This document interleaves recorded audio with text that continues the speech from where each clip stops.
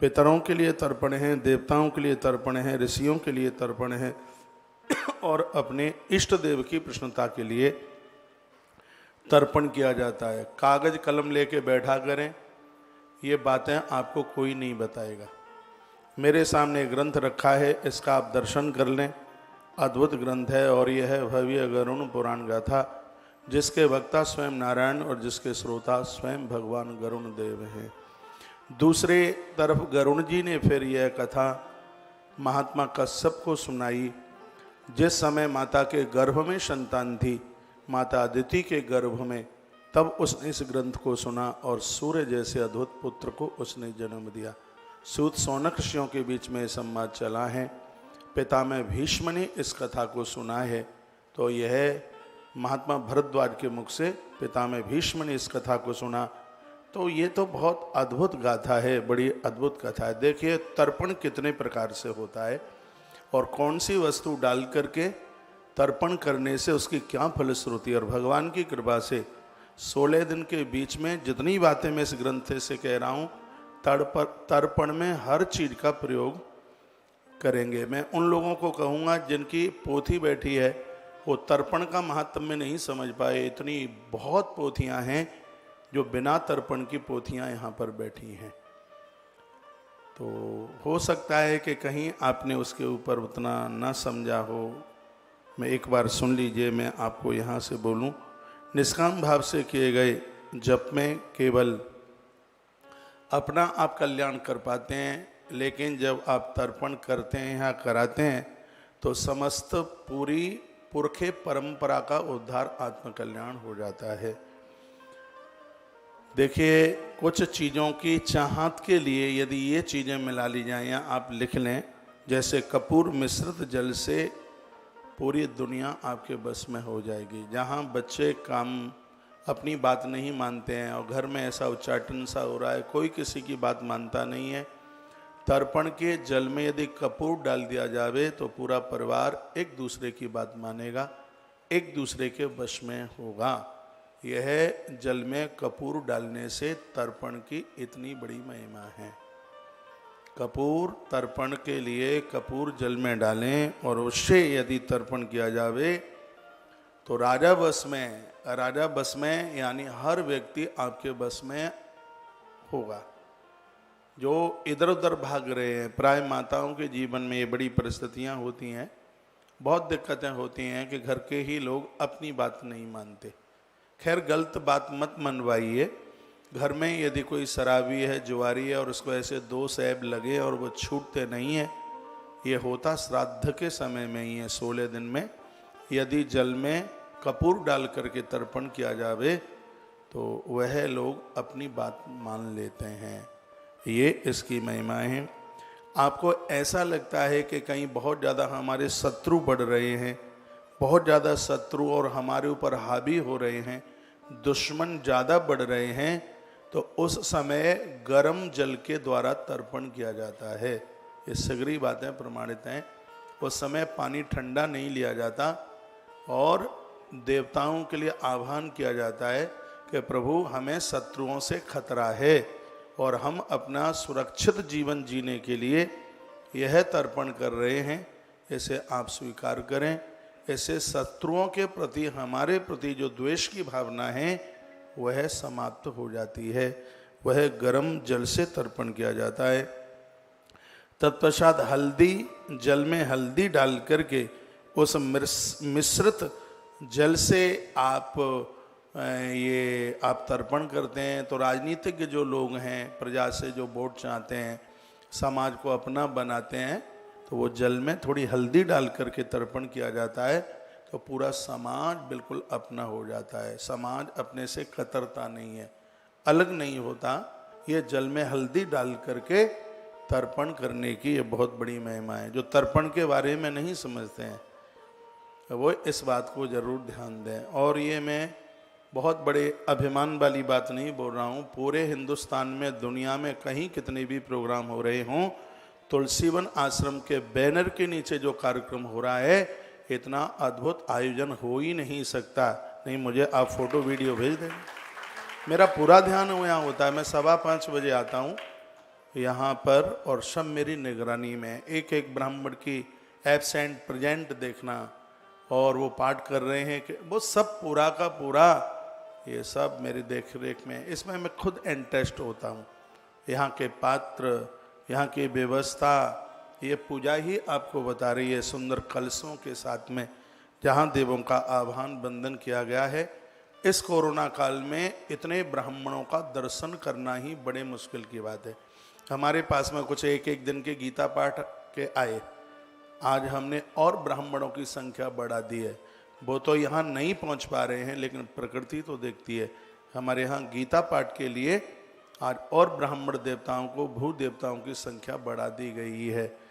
यहाँ आप आते हैं, देखते हैं तो मन खुश होता है, अति प्रसन्नता होती है। और कोरोना के समय में यह अद्भुत आयोजन हो रहा है, ये गदाधर नाथ भगवान की कृपा का ही फल है, परिणाम है, नहीं ये संभव नहीं। आइए कुछ चीज़ें मैं आपको और लिखवा रहा हूँ। अगर आता है पंसारी की दुकान पर, यदि इसको जल में डाल दिया जावे और उससे फिर तर्पण किया जावे तो सुख और संपदा की कोई कमी नहीं रहती। अतिशय सुख चल के आता है, उसे वैभव चल के आता है। अगर ऐसी रूखड़ी टुकड़ी मिलती है बाजार में, हम इस तर्पण में ये सब चीज़ें प्रयोग में। अब कोई करे तो तब जब उन्हें जानकारी हो कि ये भी चीज़ें तर्पण में, आप भी पहली बार सुन रहे होंगे, ये सब चीज़ें जल में डाली जाती हैं और उससे जो तर्पण किया जाता है, तिल डाला जाता है, घोर गरीबी का नाश कर देता है। तिल की इतनी, तिल डालने की और भी बहुत बड़ी महिमा है। ये मैं आपको अगर की लकड़ी के लिए बोल रहा हूँ। अगर की लकड़ी आप डालते हैं, इतनी पंसारी की दुकान से टुकड़ी लीजिएगा और उसको जल में डाल करके, और फिर उसको अगर मिश्रित जल से आप तर्पण करते हैं तो पूर्वज तो संतुष्ट हो ही रहे हैं, लेकिन उसकी फलश्रुति ये और बढ़ जाती है अपने आप में। तो इससे सुख की प्राप्ति होती है। तत्पश्चात नारियल के पानी से यदि तर्पण किया जाए तो इससे दो चीज़ें मिलती हैं। एक तो आपका जो कोई निजी संकल्प है उसकी पूर्ति होती है, और संतान की प्राप्ति के लिए बहुत आगे है। नारियल का जल, हरा नारियल तोड़कर उसका पानी निकाला जाए, फिर उसको जल में डाला जाए, फिर उस जल के द्वारा तर्पण किया जावे, तो वैसी नारी जिसने 20-20 साल तक संतान को जन्म नहीं दिया है, उसका बांझपन समाप्त हो जाता है। अपना कोई निजी संकल्प है उसकी पूर्ति हो जाती है, और घर में संतति का जन्म हो जाता है। उसको संतान जन्म देने का सौभाग्य प्राप्त हो जाता है। ये नारियल के जल से तर्पण करने की इतनी बड़ी महिमा है। बात समझ में आ रही है? इन सब चीज़ों को हम यहाँ प्रयोग में लेंगे। मुझे तो इतना तक अभी पता लग गया है कि कौन से दिन का श्राद्ध आपको क्या देने वाला है। और आज की कथा में मैं निवेदन करूँगा। मैंने गरुड़ पुराण की कथा पिछले बार भी की है, लेकिन पिछले साल से मैं कोई मंत्र भूला नहीं हूँ। थोड़ा बहुत अध्ययन कुछ ज़्यादा ही हो गया होगा, कम की तो कोई बातें ही नहीं है, तो और ज़्यादा आनंद का अनुभव होगा। ये देखिए आचार्य लोग ये तर्पण कर रहे हैं। आचार्य रामकुमार शास्त्री जी बोल रहे थे कि इनका तो दर्शन करके ही कल्याण हो जाता है। और ऐसे पितृपक्ष में, श्राद्ध पक्ष में, और आप लगभग 300 ब्राह्मणों का दर्शन आप रोज कर रहे हैं। ये बहुत बड़ी बात है। आज भी ब्राह्मणों की संख्या, अरे 3 ब्राह्मण नहीं मिलते, यहाँ 3 दशक ब्राह्मण, 3 शतक ब्राह्मण के दर्शन एक साथ हो रहे हैं। मैं तो बड़ा बड़भागी हूँ, इस हॉल में भोर में सबसे पहले मुझे इन ब्राह्मण देवताओं का दर्शन होता है, और मैं पूरा का पूरा पोटला आपके पितरों की तरफ उड़ेल देता हूँ। वो आनंदोत्मग्न हो जाए, वो अति प्रसन्न हो जाए। नारियल के जल के द्वारा पानी में डाल करके और उसमें स्वार्थ सिद्धि हो जाती है।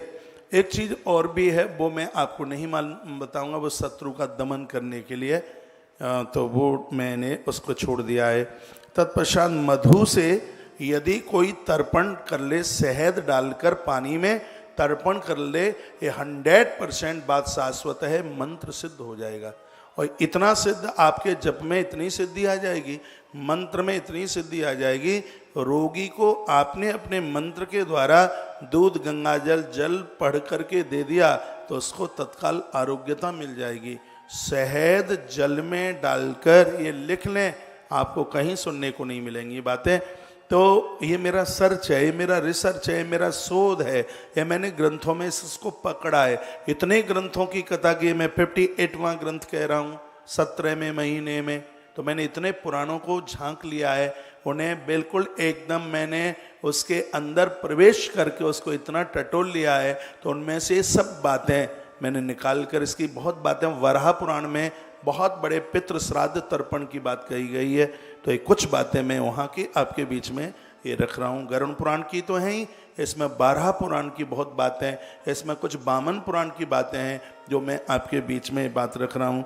तो मधु से शहद से यदि आप तर्पण पूर्वजों का करते हैं, आपका मंत्र सिद्ध हो जाएगा, आपको भजन में नींद नहीं आएगी, आपको आराधना और साधना में आलस्य नहीं आएगा, कभी आपको प्रमाद नहीं आएगा। सबसे और गजब की बात यह है कि रात को कभी भी गलत स्वप्न नहीं आएंगे। जो रात्रि में भयावह स्वप्न देखते हैं, इन्हें बहुत ज़्यादा दिक्कत परेशानी होती है। यदि वह जल में ये मधु यानी शहद डाल करके तर्पण हो जाए तो इस समस्या का समाधान शीघ्र ही हो जाए। ये शहद जल में डालकर उसका तर्पण करने का ये इतना बड़ा अपने आप में प्रभाव है। तत्पश्चात जल में दूध डालने से, कच्चा दूध जल में डालने से, तर्पण करने से पितर तो प्रसन्न होते ही हैं और अपने जीवन के संपूर्ण रोगों का नाश हो जाता है। ऐसी अंदरूनी बीमारियां, मैं तो कहना चाहूँगा जिन डॉक्टर्स लोगों ने आपको ये कुछ ऐसा बोल दिया है तुम ठीक नहीं हो सकते, तुम्हें दवाई नहीं लगेगी, उनको गौ माता का कच्चा दुग्ध पानी में डाल करके फिर उसका महाअभिषेक महातर्पण किया जावे तो यह रोग नाशक हो जाता है, इससे रोग समाप्त हो जाते हैं। तो इसकी बहुत बड़ी महिमा है। और तत्पश्चात यदि किसी ने ये कह दिया है कि आपकी उम्र कम है, आयु कम है, ये महामृत्युंजय जप का काम करता है जो मैं आपको बता रहा हूँ। जल में इतना ध्यान रखना है, जितनी भी चीज़ें मैंने बताई उसमें दूध सब में डलेगा। ये चीज़ें हैं, ये सब एक्स्ट्रा हैं। दूध के बिना, तिल के बिना तर्पण लगता नहीं है। दूध और तिल तो उसमें डालना ही है, इसके अलावा ये चीज़ें सब एक्स्ट्रा हैं जो मैं आपको निवेदन कर रहा हूँ।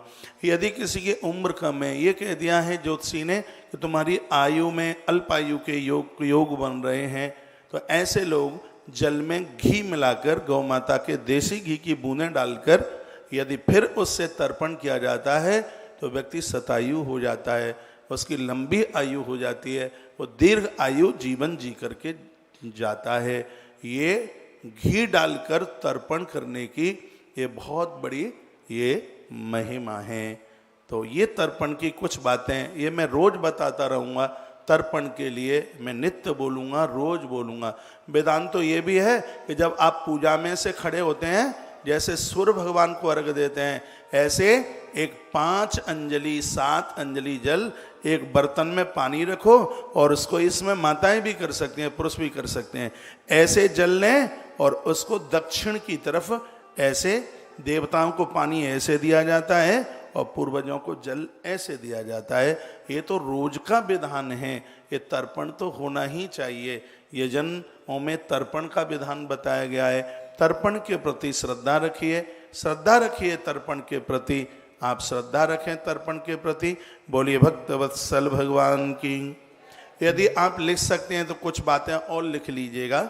भले ही आपके यहाँ किसी भी पुरखे की तिथि नहीं पड़ रही है, इन तिथियों में यदि श्राद्ध करते हैं तो क्या क्या मिलता है वो देखो। जैसे आपने सबसे पहले पूर्णमासी पड़ती है, पूर्णमासी को यदि आपने श्राद्ध किया है तो सर्व कामनाओं की सिद्धि हो जाती है, इसमें बिल्कुल संशय नहीं है। देवता अति प्रसन्न हो जाते हैं। पूर्णमासी के दिन ब्राह्मण को भी आप भोजन वैसे भी आप कराएं, किसी न किसी रूप से इष्ट एक दिन आपको दर्शन दे देगा, ऐसा वर्णन है गरुड़ पुराण के अंतर्गत। पूर्णमासी के श्राद्ध की, तर्पण के बाद अब मैं श्राद्ध पर आ गया हूँ। तो ये पूर्णमासी का जो श्राद्ध है, किसी की भी तिथि नहीं पड़ रही तो भी यदि कोई पूर्णमासी का श्राद्ध करता है, प्रतिमाएं चटक गई हैं, हाथ से खंडित हो गई है। प्रतिमा खंडित होती है जब कोई अपराध हो जाता है, प्रतिमाएं खंडित हो गई, टूट गई, नीचे गिर गई, और उसके लिए यदि कुछ प्रायश्चित है तो पूर्णमासी का वो श्राद्ध है, इसलिए पूर्णमासी का श्राद्ध अवश्य में करना चाहिए। उसके बाद में है प्रतिपदा। प्रतिपदा का जो श्राद्ध है वो सुंदर संतान के लिए। गरुड़ पुराण में एक इतनी सुंदर बात कही है कि मम्मी पापा कितने भी काले हैं, भयंकर तवे के नीचे का जैसा रंग होता है, इतने काले हैं। गरुड़ पुराण में वर्णन किया है, यदि नारी को ये औषधि बना करके दे दी जावे तो उसे सुंदर संतान का जन्म हो जाता है, उसके यहाँ मलूक संतान चल के आती है। जिन घरों में प्रतिपदा का श्राद्ध होता है, भले ही किसी की भी तिथि ना पड़े, पड़वा का श्राद्ध हो और उसके घर में बहुत सुंदर संतान का जन्म होता है।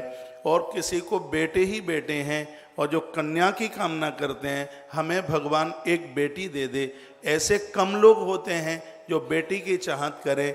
लेकिन द्वितीया को जो श्राद्ध करते हैं उनके घर में बेटी जरूर आती है, कन्या जरूर आती है। और जो कन्या लेकर के धरती पर ऐसा भाग्य कमाता है, इस धरती का सबसे धनवान व्यक्ति है, सबसे पुण्यवान, उसको बहुत बड़ा दाता कहा। जिसने अपनी बेटी किसी को दे करके सामने वाले की कितनी वंश वृद्धि बढ़ाई है, उससे बड़ा दाता नहीं है कोई। मेरी कथा थोड़ी स्पीड में चलती है, मैं 1 घंटे के प्रवचन में 1.25 घंटे की कथा कहता हूँ, इसलिए कभी घड़ी ना देखना कि आज टाइम कम हो गया है। मैं जब से बोलना शुरू करता हूँ, ना कोई कीर्तन का ध्यान होता, ना कोई पानी पत्ते का ध्यान होता, कथा में तो बैठ करके फिर कथा का ही ध्यान होता है। हाँ, थोड़ा सा बीच में मैं अनाउंस जरूर करता हूँ, अब अनाउंस न करूँगा तो ये सब व्यवस्थाएं धरी की धरी रह जाएंगी।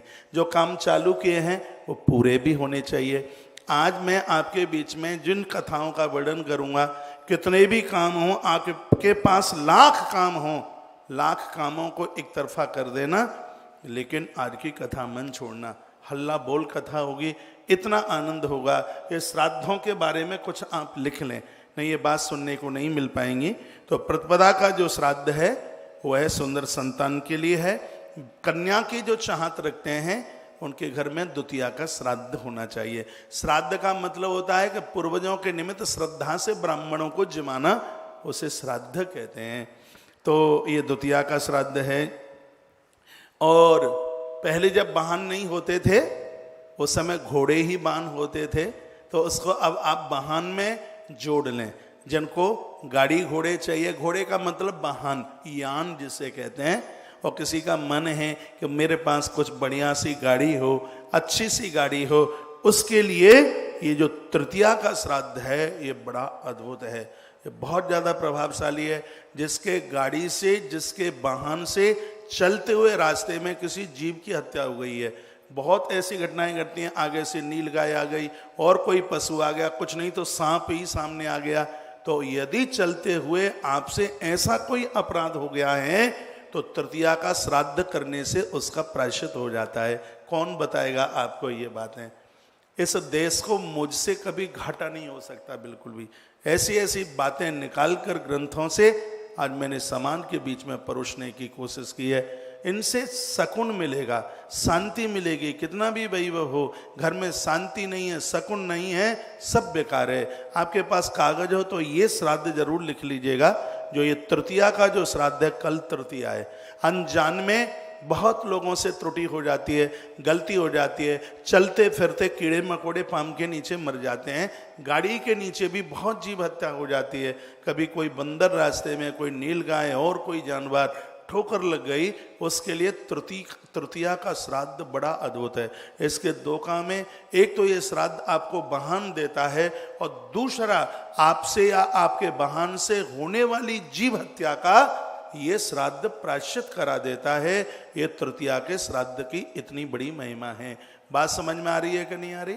धन्यवाद। अब आगे रहा, मैं आपको ध्यान हो गणेश गाथा में एक दिन मैंने आपको ये निवेदन किया था कि जो 16 दिन का जो श्राद्ध है, भले ही किसी पुरखे की आपके घर में तिथि नहीं पड़ रही, हम करेंगे श्री गया जी में, और इसमें सिर्फ 2100 रुपये की आहुति डालकर, और इन श्राद्धों से आप मत रहना वंचित। आपको तो लग रहा होगा ये तो नोटों के लिए कह रहे हैं। अरे मैंने 26 साल कथाएं करी हैं, तो मेरे पास ऐसे बड़े बड़े मोटे धनवान लोग हैं, मैं 4 लोगों को कह दूं तो पूरे गया जी का आयोजन करा के चले जाएं। लेकिन मैं नहीं कहता किसी को। हम तो आपको ये सौभाग्य दे रहे हैं, आपको ये मौका दे रहे हैं, छोटे छोटे इन सहयोगों के द्वारा जुड़कर एक सौभाग्य आप अपने पूर्वजों के निमित्त और अपने निमित्त कमा लें। आपको कहीं गंडा तावीज की जरूरत ना पड़े, आप जन्म पत्रियां ले ले करके ना घूमें। हमारे ग्रंथ में बहुत बड़ा समाधान है। हमारे संपूर्ण वेदों की ऋचाओं की श्लोक मंत्र संख्या 1 लाख है, और 1 लाख में सबसे ज्यादा मंत्र 80,000 तो कर्मकांड के ही है। कर्मकांड, जब कर्म ही व्यक्ति ना करेगा तब तक उसका उत्थान नहीं हो सकता। वो भगवान श्री कृष्ण ने गीता में कर्म की ही तो बात कही, निष्काम कर्म की बात करी। कर्म कीजिए, उसे चिपकिए मत। अब श्राद्ध आ रहा है चतुर्थी का। चतुर्थी के श्राद्ध की बहुत बड़ी महिमा है, और इस श्राद्ध से आप कभी भी मत चूकना। जिनके घरों में देवियों को संतान होने वाली है, उस घर के लोग तो चतुर्थी का श्राद्ध जरूर करें। चौथ का श्राद्ध करने से आज्ञाकारी संतान का जन्म होता है, जो आपकी बात माने, ऐसी औलाद का जन्म होता है। ये चतुर्थी के श्राद्ध की महिमा है। घर में भले ही किसी की तिथि नहीं है, चौथ का श्राद्ध, चतुर्थी को ब्राह्मण भोजन आप जरूर कीजिएगा। आप करें, आपसे ना हो तो हमें बोल देना, ये व्यवस्था हम करेंगे। श्री गया जी की धरती से करेंगे, और गया जी में एक ब्राह्मण को जिमाना 1000 ब्राह्मण को जिमाने के बराबर है। वृंदावन छोड़ने का मन किसका करता है? लेकिन हम वृंदावन से गया जी तक आए तो गया जी की महिमा पढ़ रखी है, इसलिए यहां तक पहुंचे। तो ये चतुर्थी का ये श्राद्ध है, जो कि आज्ञाकारी संतान को जन्म देने के लिए। चतुर्थी और पंचमी दोनों श्राद्धों की एक ही महिमा है। एक संतान प्राप्ति के लिए, एक आज्ञाकारी संतान प्राप्ति के लिए, ये चौथ और पंचमी का। और अब है षष्ठमी का जो श्राद्ध है, छठवीं का जो श्राद्ध है, वह घर में कभी दूध की कमी ना आने दे। छठवीं का श्राद्ध है। और याद रखना, जिन घरों में दुग्ध और दही मिलता है, उस घर में पूर्वज और देवता तृप्त होते हैं। लेकिन आपको तो चाय की आदत है, और मैं दूध पर बहुत जोर देता हूँ। मैंने पद्म पुराण में पढ़ा है, यदि किसी व्यक्ति को 21 दिन तक पेट में गोगब्य ना पहुंचे और ऐसा व्यक्ति प्राण छोड़ दे, यमराज के दूत उसके मुंह में बाथरूम करते हैं। ऐसा वर्णन है गरुण पुराण में। उसके मुंह में मल डाल देते हैं। इसलिए बूढ़ों को ज्यादा चाय नहीं, वृद्धों को जो मरणासन्न हैं उनके मुंह में कुछ चम्मच दूध गंगा जल डालते रहिए। एक बार फिर बोल रहा हूं, 21 दिन यदि किसी के पेट में, सुनिए बात, हंस के मन निकालिए, मेरी बात सब प्रमाणित होती है, ऑल टोटली बात प्रमाणित। 21 दिन तक जिस व्यक्ति के मुख में गौगब्य नहीं पहुंचा, गौ माता की द्वारा कोई भी चीज नहीं पहुंची, और ऐसे व्यक्ति की मृत्यु हो जाती है, यमराज के दूत अपनी विष्ठा और मूत्र उस जीव के मुंह में डालते हैं। अब ऐसा कोई व्यक्ति चाय पीते ही पीते, शराब पीते ही पीते दुनिया छोड़ करके चला गया, उसने कभी दूध पिया ही नहीं, भैया तो अब बताएं, आप छठवीं का जरूरी है कि नहीं है श्राद्ध? बताएं जरूरी है कि नहीं? आज्ञाकारी संतान कौन नहीं चाहता? तो पंचमी का है कि नहीं? घर से बेटा रूठ करके ना चला जाए, घर छोड़ के ना चला जाए। चौथ का, चतुर्थी का श्राद्ध बताइए कि जरूरी है कि नहीं? ये जरूरी है। चौथ के श्राद्ध की 2 महिमाएं, एक तो घर का बच्चा रूठ के ना जाए, और दूसरा पशु की मृत्यु ना हो। ये ग्रंथ उस समय के लिखे गए हैं, उस समय पशुओं की संख्या ज्यादा होती थी। तो जब चतुर्थी का श्राद्ध किया जाता था तो सालों साल पशुओं की मौत नहीं होती थी। तो ये कितना बड़ा ये विधान बताया गया था ये श्राद्ध का। और आज नास्तिकता के बाजार में लोग सब कुछ खोए देते हैं। ऐसी हमारी वंदनीय संस्कृति। क्या ऐसा लगता है एक ब्राह्मण को जिमाने में? साल में 16 दिन आते हैं। ये 16 दिन तो हमारे लिए होली दिवाली जैसे प्रसन्नता से भरे हुए होने चाहिए। इसलिए कहा गया कि 16 दिन में मार्केट कम जाओ, बाजार कम जाओ, घूमने के लिए कम जाओ। 16 दिन घर में रह करके उन पूर्वजों को याद करो जिनकी वजह से तुम्हारा जन्म हुआ है, जिनकी वजह से तुम खा पी रहे हो, जिनकी वजह से ही तुम सुख और शांति के साथ जीवन का निर्माण कर रहे हो, इन 16 दिन में उनको याद कीजिए, इन 16 दिन में उनको स्मरण कीजिए। तो ये चतुर्थी, पंचमी और छठवीं, हमारा श्राद्ध छठवीं तक पहुंच गया है। अब क्या हुआ है, उसके बाद में है अब सप्तमी।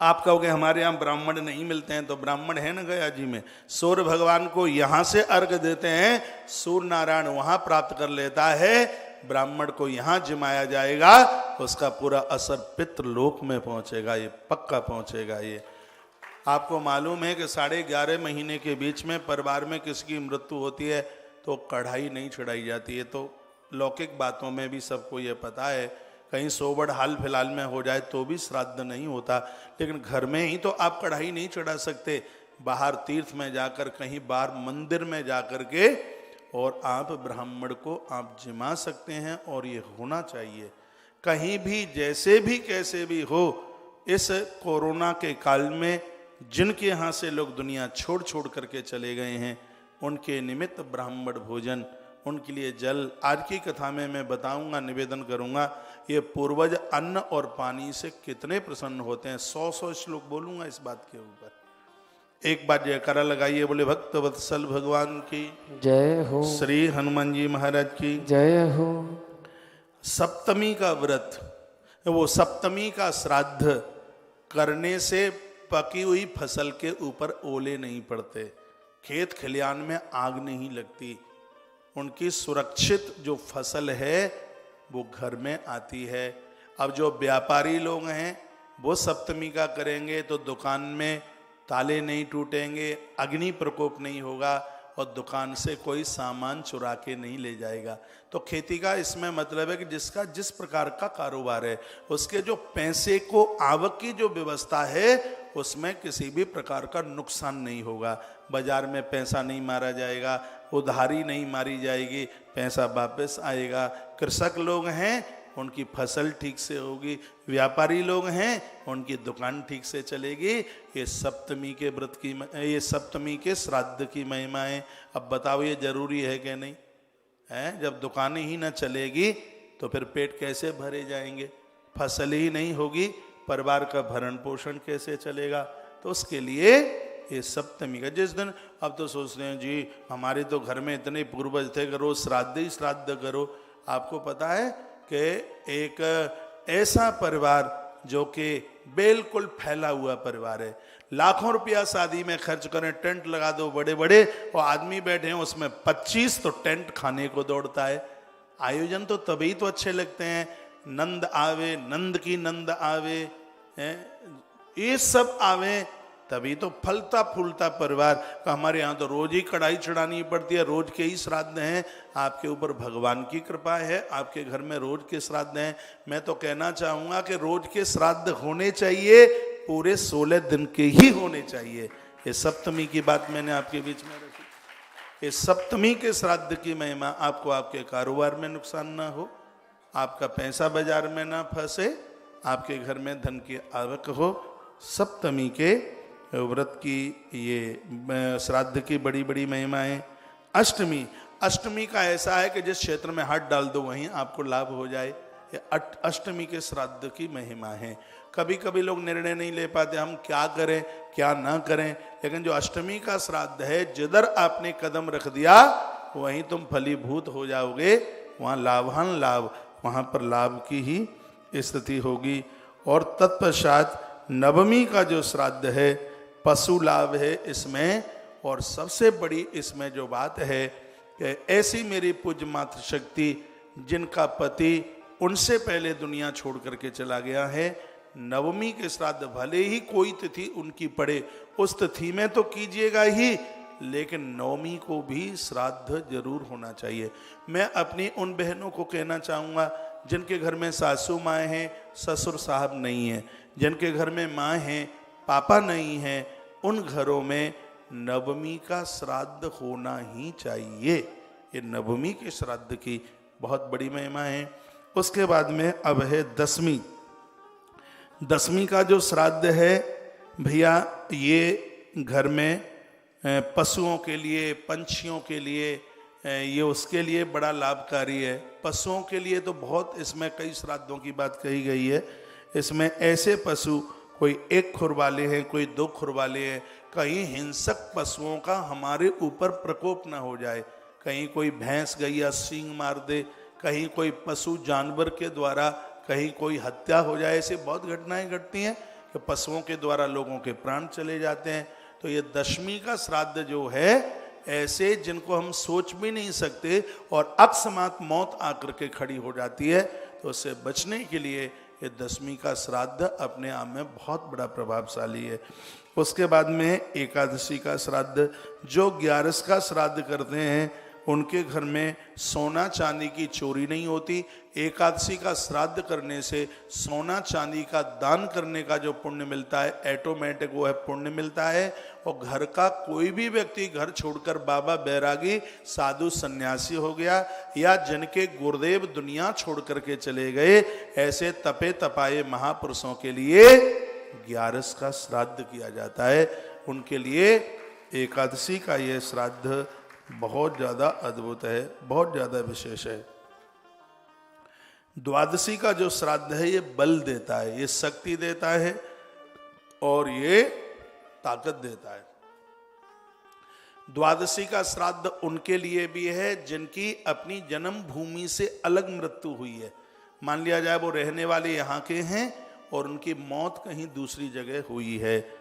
ये बहुत ध्यान से सुन लीजिए, मैंने पूर्व में भी बोला है, घर का ऐसा कोई व्यक्ति गृहस्थी जो घर से रूठ करके जो चला गया है और फिर वो आया ही नहीं है, आपको कोई तिथि तारीख बताई नहीं है, बस आपको ये पता हमारा चाचा था, हमारा बड़ा पापा था, उनके लिए ये द्वादशी।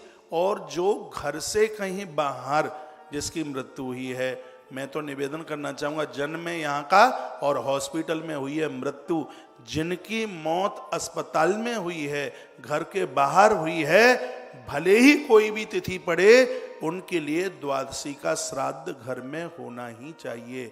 और सुन लीजिए, जो अपने किसी व्यक्ति की अर्थी का संस्कार नहीं कर पाए, उनका अंतिम संस्कार नहीं कर पाए, उनकी डेड बॉडी नहीं मिल पाई उन्हें और वो उसका अंतिम संस्कार नहीं कर पाए, किसी भी प्रकार से उसके कोई भी कारण हो सकते हैं, कोई भी उनकी तिथि पड़े, द्वादशी का श्राद्ध ऐसे घर में होना ही चाहिए। बात समझ में आ रही है? माता उधर क्या देख रही हैं? इधर देखो। इधर क्यों नहीं देख रहे हैं? वो उधर क्या है? इधर देखो। बात तो मैं इधर से सुना रहा हूं, आप उस कोने में क्या देख रहे हैं? बात कोई छूट ना जाए, फिर बाद में आप फोन कर करके पूछते हैं। तो ये सब बातें, ये देखो कितनी प्रमुख बात है ये। इस कोरोना काल में ऐसी कितनी घटनाएं हुई हैं, डेड बॉडी कहाँ मिली है? तो समाधान हमारे ग्रंथ में हर चीज का है। अब वो अपने मन में सोच रहे हैं हम तो अर्थी में दाग संस्कार नहीं कर पाए और ये तो बहुत बड़ी दिक्कत हुई है। दिक्कत तो हुई है, लेकिन उसका समाधान है। क्या समाधान है उसका? द्वादशी का श्राद्ध है। और जो उनके लिए कुछ कर नहीं पाए हैं, कुछ भंडारा उनके लिए नहीं कर पाए, तो अमावस्या और द्वादशी को दोनों दिन मिलाकर 26 ब्राह्मणों को जिमा दें। हमने इस साल तुलसी वन आश्रम में कई लोगों के 26 ब्राह्मण जिमाए। लोगों ने मुझे पूछा 13 जिमाए जाते हैं, 12 जिमाए जाते हैं, आप 26 क्यों जिमा रहे हैं?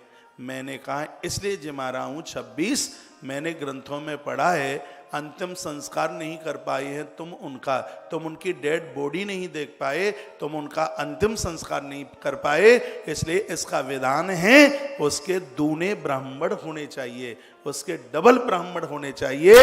इसलिए तुलसीवन आश्रम में इस वर्ष बहुत लोगों के 26 ब्राह्मण जिमाए गए।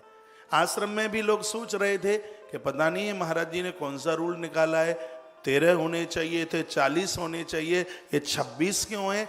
गरुड़ पुराण में लिखा हुआ है कि जिनकी डेड बॉडी आपको मिली नहीं है, आप उनका अंतिम संस्कार नहीं कर पाए और घर से उनकी बाहर मृत्यु हो गई है, तो उनके लिए संख्या दूनी होती है। तो 13 × 2 = 26, उनका 26 ब्राह्मण होना चाहिए।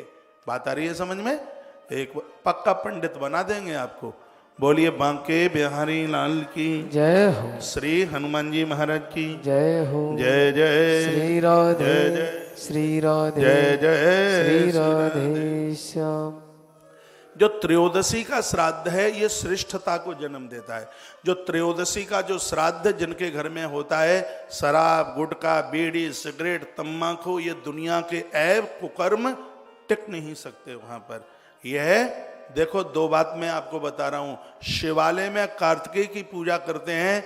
मैं दावे के साथ कह सकता हूं, आज भी मैं बोल रहा था मनीष शर्मा जी के घर पर, जो कार्तिकेय जी को अपनी पूजा में बैठाएं, उनके घर के बच्चे मन मुताबिक विवाह नहीं कर सकते। आप अजमा करके देख लेना, कभी ग्रंथ में लिंग पुराण में लिखा है, उनके बच्चे कभी उनसे भटक नहीं सकते।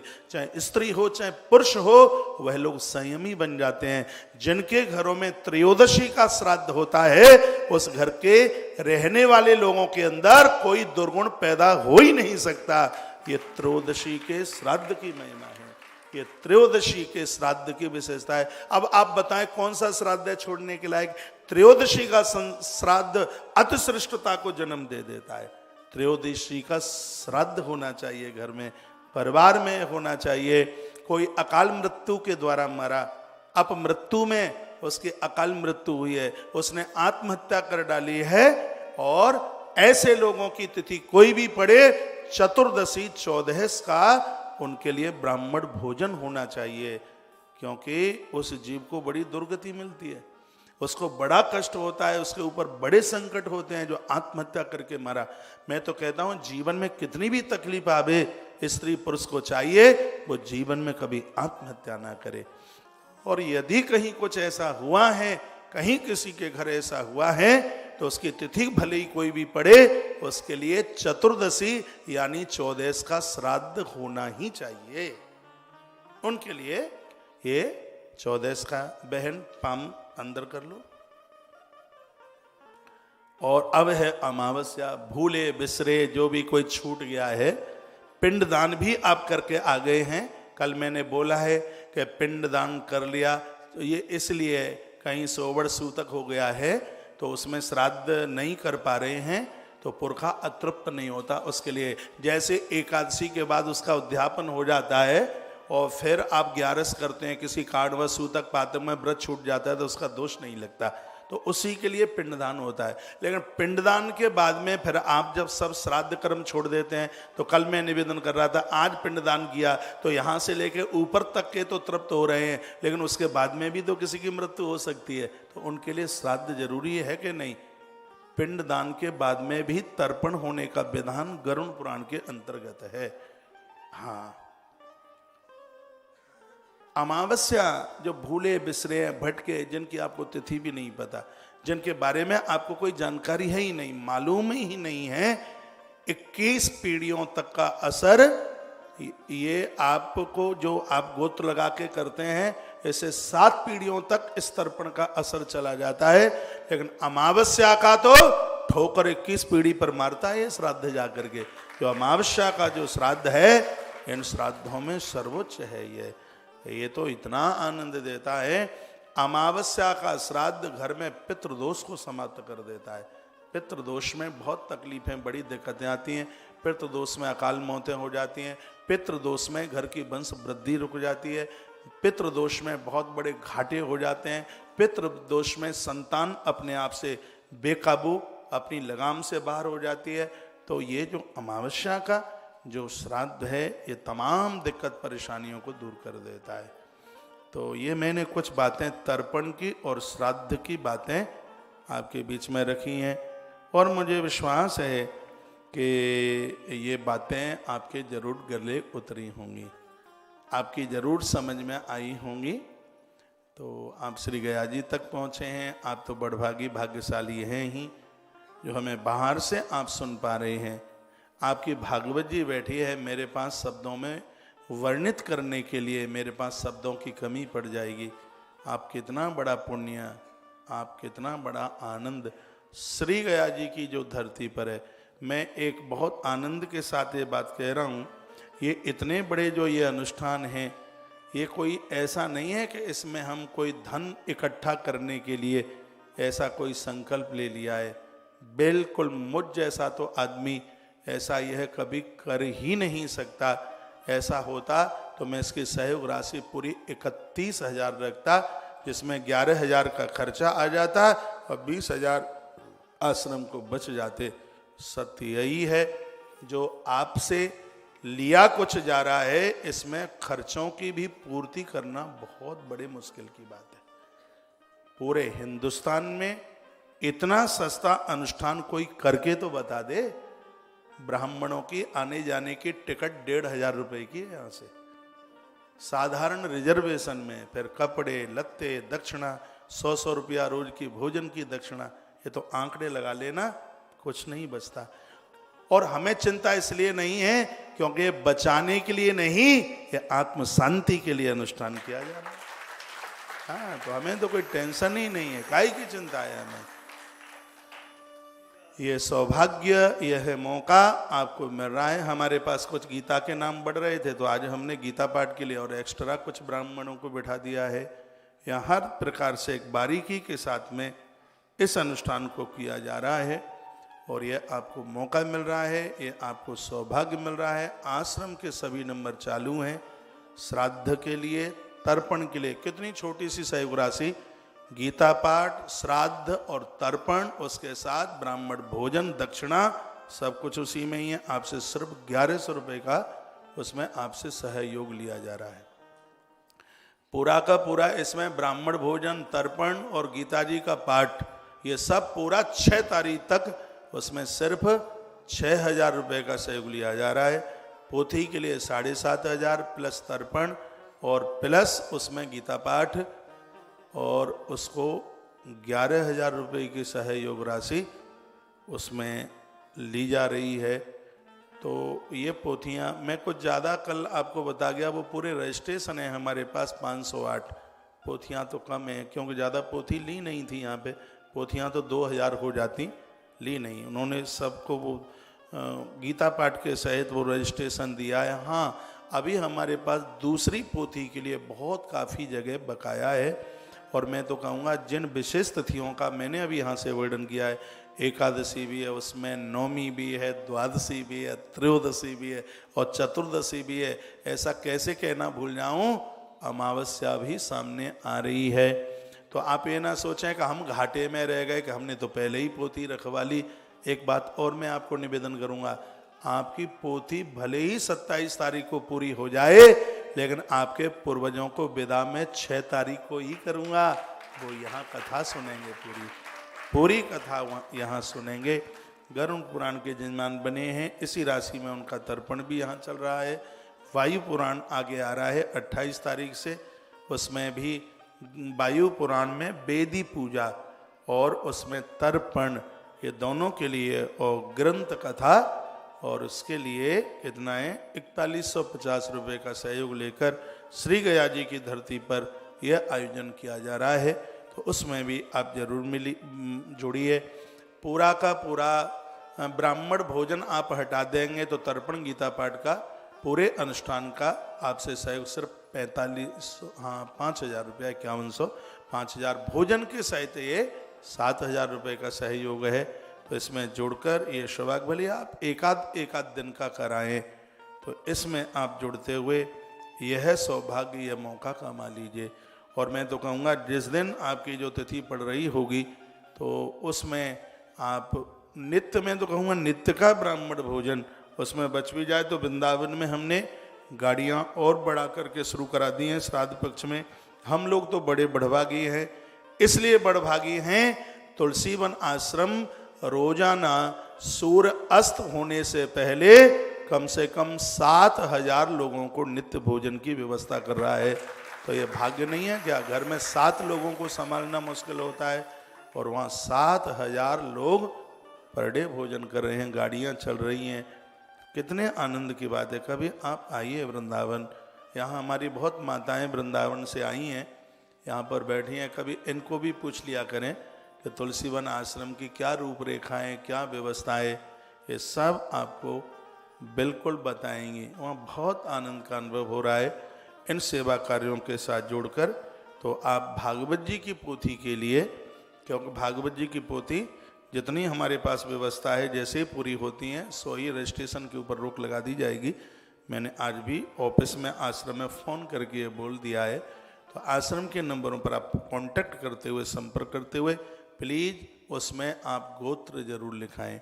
वो लोग तर्पण श्राद्ध से जरूर अवश्य में जुड़ें जिनके यहाँ परिवार में इस वर्ष कोई दुनिया छोड़ करके चले गए हैं, घर पर आप कढ़ाई रख नहीं पा रहे हैं, घर पर आप तर्पण श्राद्ध कर नहीं पा रहे हैं। श्री गया जी की धरती पर होने वाला जो भी सत्कर्म है तत्काल 1000 गुना अपने आप फल प्राप्त कर लेता है। ऐसी धरती पर आप जुड़े हुए हैं जिसको मोक्ष नगरी के नाम से जाना जाता है। यह सौभाग्य आप लोगों को प्राप्त हो रहा है। तो इसमें आप जुड़ते हुए आश्रम के सभी नंबर, देखो आपके कितने मैसेज आए हैं। महाराज जी बहुत बहुत धन्यवाद।